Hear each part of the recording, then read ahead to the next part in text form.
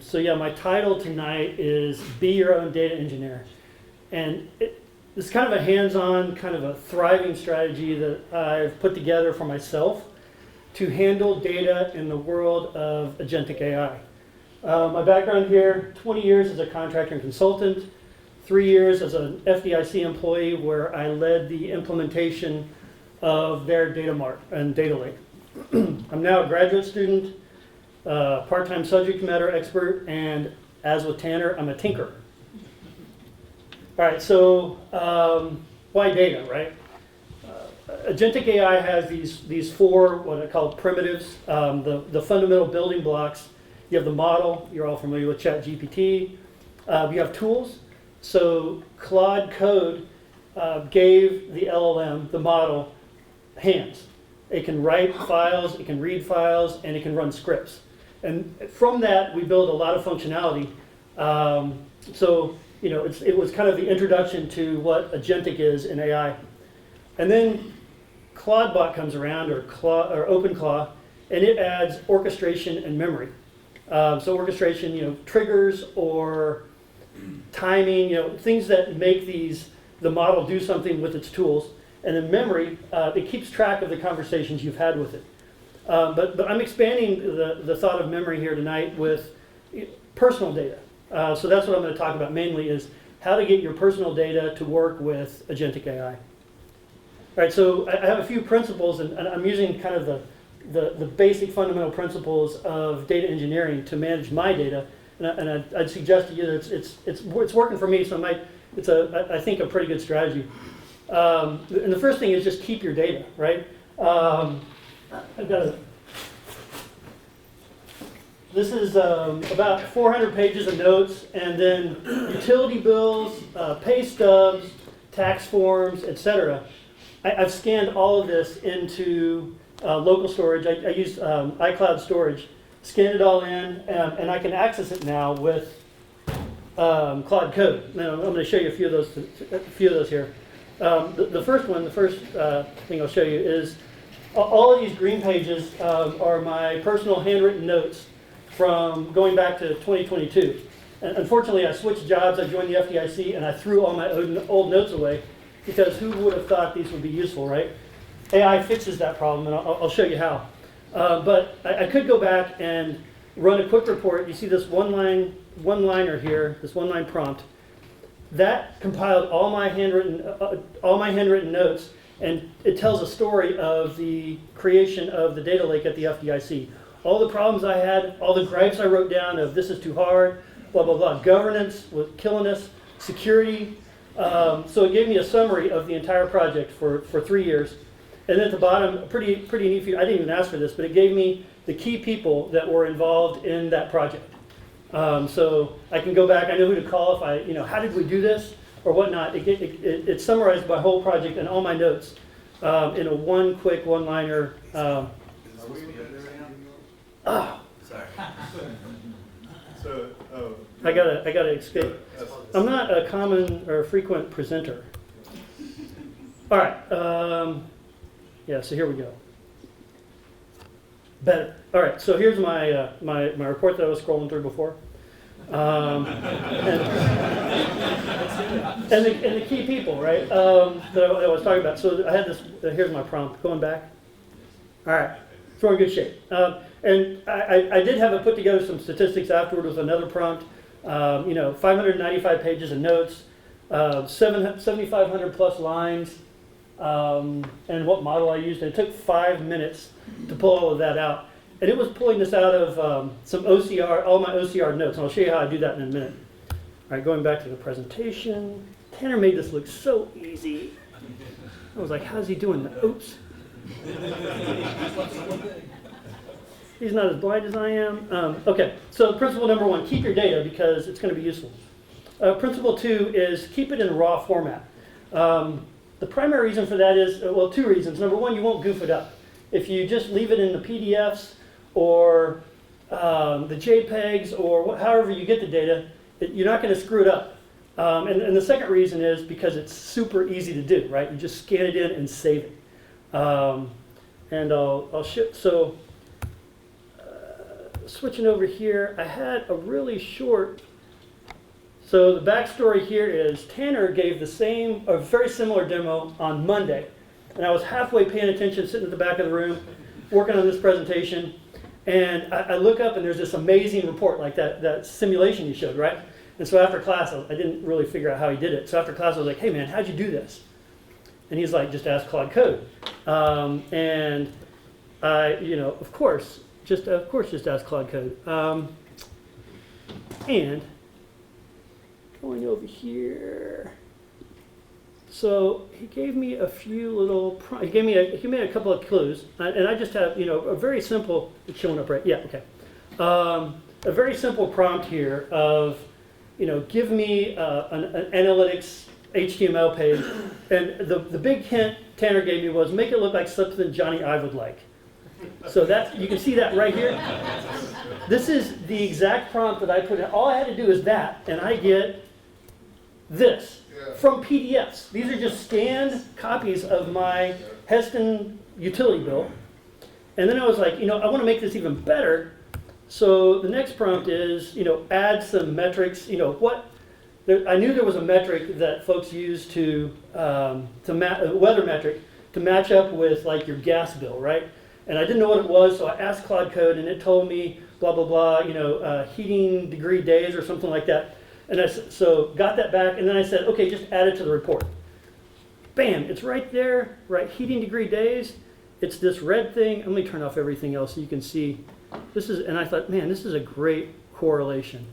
That's the correlation. The dotted line is heating degree days, and the solid line is how much gas we use at our house. And it's like a 0.99 or 93 R squared correlation.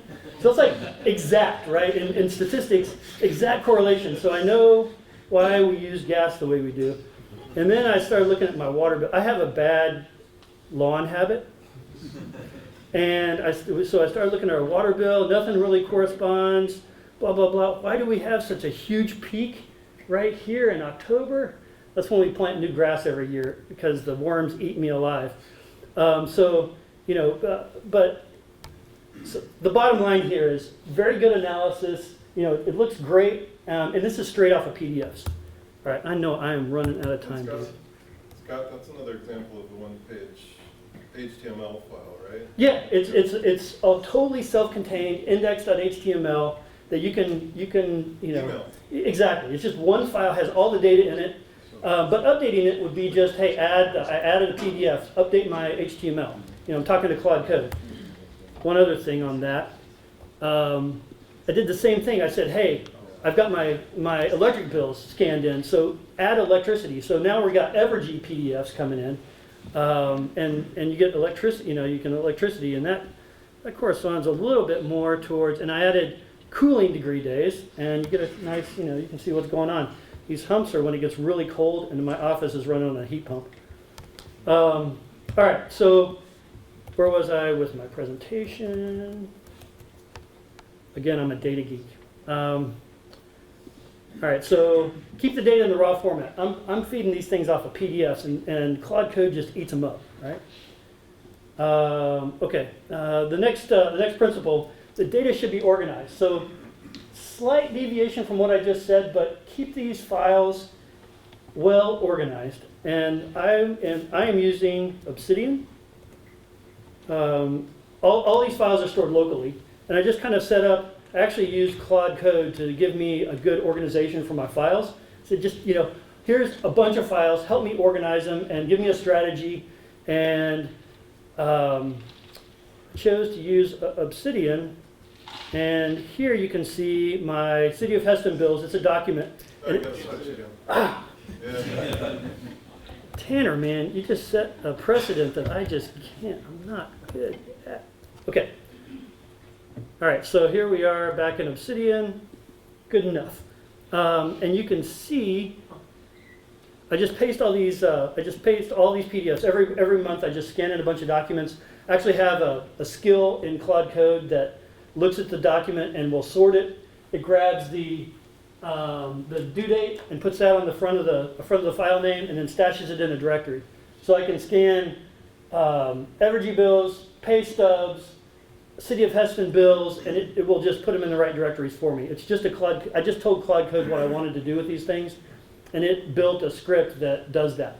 Figures it out, comes off my scanner, goes into a bucket, and it just sorts all my documents for me. So that's pretty cool, right? And that's all I have to do. It takes me, I don't know, 10 minutes total every month to organize all this bill mail that's coming in. Okay, so keeping it organized, I use the tool. AI is great at organizing stuff, much more patient than I, and it will parse and move those documents around. All right, so the last one, I'm just going to stay here. It's so much easier to transition. The last one is automate everything. So I have scripts that help me manage all of these, the scanning, the management of all of these documents. And I built it just by asking Claude Code to help me out. Write scripts, skills, or other different tools that will just help me manage these documents and manage my data pipelines, my data engineering pipelines. One of which, I think the coolest one is, I'm going to try to demo it here. There's a lot of synchronization that has to happen here. But I've got a sample page of notes. It's, I've always started taking notes. I use the ISO date in the top left-hand corner, and then I just take notes in the middle of the page. On this exact, you can see. Two cheers for ISO date. I'm not yet. Hey, it sorts, right?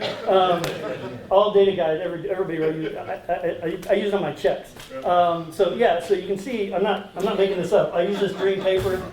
I've got a whole box of this green paper at home. But I'm going to take a picture of this note,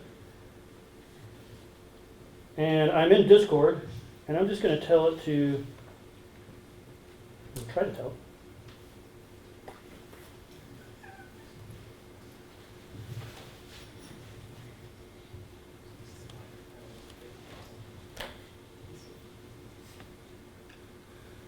Okay, so I just sold it, I just attached, and if I go to Discord here, and we'll see if the internet... Does everybody know what Discord is? Discord, it's like Slack, right? So you can see I just took a picture of my notes, and I said process notes, and on my Mac Studio in Heston right now, it is OCRing this document, and will hopefully stash it in my Obsidian folder. Well, wait a second here. I'll show you what's going on with my Obsidian folders.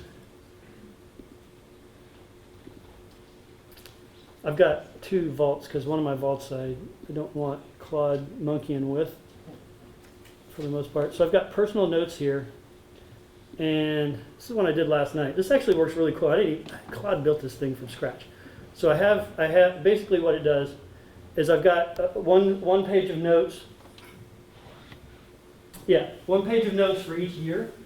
2026 demo, so I didn't collide with my hopefully ongoing replication. And it puts a link to the actual note file. So this is like keep the notes in their original form. I can go back, OCR messes up my handwriting, whatever. I can go back to the original note files here. And I can add notes to the same page, and it will add the notes to that document in order. And notice here is a table. I did not do this. I don't even know how it works. Claude Code is magic. It actually creates the table right here as a table in Markdown. Wow. And then the last one is I added added this URL line, and it added it to the bottom here. These are multiple sessions of Discord. Going through, it added the URL and made it a markdown URL. It's pretty cool. And so I'm going to go to the real document here, and yes, this is the note I just added. So it came in via Discord. My Mac ran Claude Code, OCR'd it, put it in here with the link to the page, and we have a decision. I like to keep my decisions in my notes, where Jen agreed to the high water usage plan that we proposed for making the lawn extra green this summer. So that means I can win. So the goal here is to win the grass war in the neighborhood. And water's key. Killing the darn army worms is another key. That's gotten us the last couple of years. All right. So going back to my presentation, automate everything. So very cool. Every day it takes me 30 seconds to take a picture of my notes, say please process from Discord, and it's in there. I don't even look anymore. I just know. You have 1 minute. Oh, I'm going to make it too. All right. So summing it up here, data maturity. This is kind of some levels of data maturity. First, when I talk about the first principle, capture the data. Consolidate it. So I like to use iCloud and then another backup, because iCloud will replicate delete star. So you want a backup that's not on iCloud just in case something goes crazy. I do that once a week and keep it but it's offsite in iCloud, of course, and then to prevent for delete star, I've got an offline backup as well. Organize the data. I use Obsidian. Automate it, AI skills and scripts. Claude Code, all you got to do is tell it what you want to do, and it will figure out how to help you. Just keep telling it, and eventually you'll get to a solution. And then, I didn't talk about this, but I also run a vector database called QMD, or the framework is called QMD, that makes searching the notes a lot faster. All right. One last slide here. I didn't plan this, but Nate B. Jones, I recommend watching his, I think it's from Monday. He has a great podcast on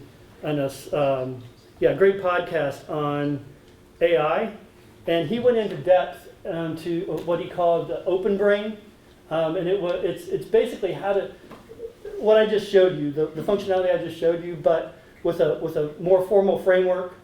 It's a great discussion. He's got some prompts on there, and basically what this allows you to do. One advantage I didn't talk about is those other 3 pillars, or those other 3 primitives of AI, those are going to change. But your memory is going to stick around, and you can move that from one set of primitives to another, one implementation to another. You carry those with you, and I think that's going to be the key to survival as OpenAI and Anthropic, go head to head and get banned by contractors because they didn't want to do something that Trump wants to do. So there's a lot of reasons these things might change, and you can carry, if you have your memory outside of the other 3 primitives, you can move those around. Or you can change the framework around your data. All right.